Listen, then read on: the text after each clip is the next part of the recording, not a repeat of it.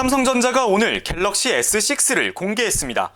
도대체 어떻게 생긴 제품일지 다들 궁금하실 텐데요. 직접 살펴보도록 하겠습니다.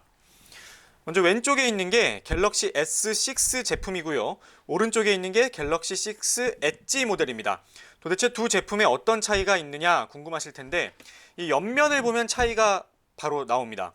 보시면은 이 S6 엣지 같은 경우에 양쪽 면이 살짝 휘어져 있습니다.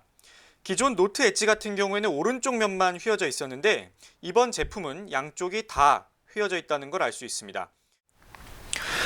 이번엔 갤럭시 S6의 뒷면을 살펴보도록 하겠습니다. 딱 보시면은 기존 제품과 무언가 크게 달라졌다라는 걸 느끼실 텐데요. 이 뒷면이 전면 유리로 바뀌었습니다. 이 그냥 유리는 아니고 강화 유리인데요. 지금 소리를 들어보시면 기존 플라스틱 제품과는 무언가 다르다는 걸 알 수 있습니다. 바로 이게 제가 기존에 사용하던 갤럭시 S5 제품인데요. 뒷면을 보시면 이게 다 플라스틱이었습니다. 플라스틱이었는데 이 두 제품은 전면 강화 유리를 사용했다는 거. 그리고 또 옆면을 보면은 메탈 소재를 사용하고 있습니다. 이 금속을 적극적으로 활용을 해갖고 더 튼튼하고 더 세련된 디자인을 추구하고 있다는 걸 알 수 있습니다. 기능적인 측면에서 가장 크게 좋아진 건 바로 이 카메라 성능입니다. 지금 이 카메라가 도대체 기존 제품과 뭐가 다르냐 하시는 분들 있으실 텐데요. 일단 카메라 작동 시간이 굉장히 빨라졌습니다. 버튼 두 번만 누르면은 바로 이렇게 카메라 화면이 뜨거든요. 그리고 이 포커싱을 하는 속도도 매우 빨라졌습니다. 그리고 추가적으로 아주 재밌는 기능이 추가됐는데요. 바로 이 피사체 추적 AF 기능입니다. 이게 뭐냐면요. 지금 보시면은 제가 특정 피사체를 이렇게 조준을 해놓으면은 계속 그 부분을 카메라가 인식을 합니다. 그러니까 만약에 이 피사체가 움직이더라도 이 움직임에 맞춰서 자동으로 카메라가 추적을 하면서 포커싱을 맞춰주는 겁니다. 이 동체 추적 기능이라고 많이들 하는데 이게 DSLR 카메라에도 모두 갖추고 있지 못한 수준의 기능인데 갤럭시 S6가 이 기능을 전면적으로 채용을 했습니다. 갤럭시 S6의 카메라가 갖는 또 다른 특징은 바로 굉장히 밝은 조리개 값을 갖고 있다는 겁니다. 이 전면부에 있는 게 1600만 화소 카메라인데요. f1.9를 기록하고 있습니다. 이게 뭐냐면은 F값이 낮을수록 더 밝은 사진을 만들 수 있다는 건데요.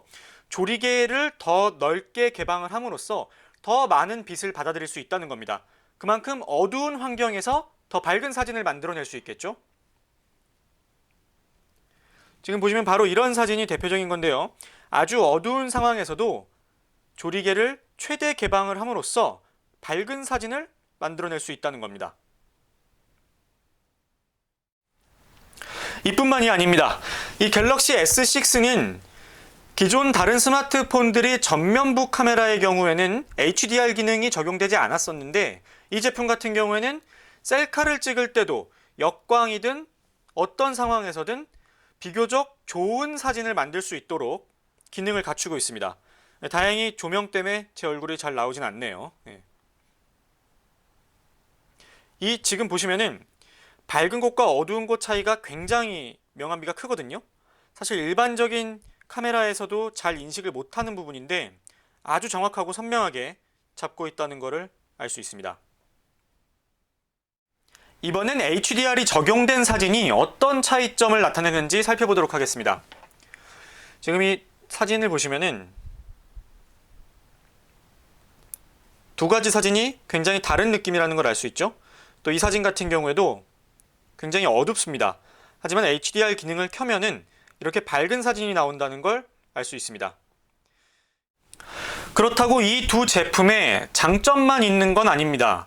제가 오늘 하루 동안 이 제품을 사용하면서 느꼈던 가장 큰 불편함은요. 바로 이 얼룩입니다. 지금 보시면은 지문이 그대로 다 남거든요.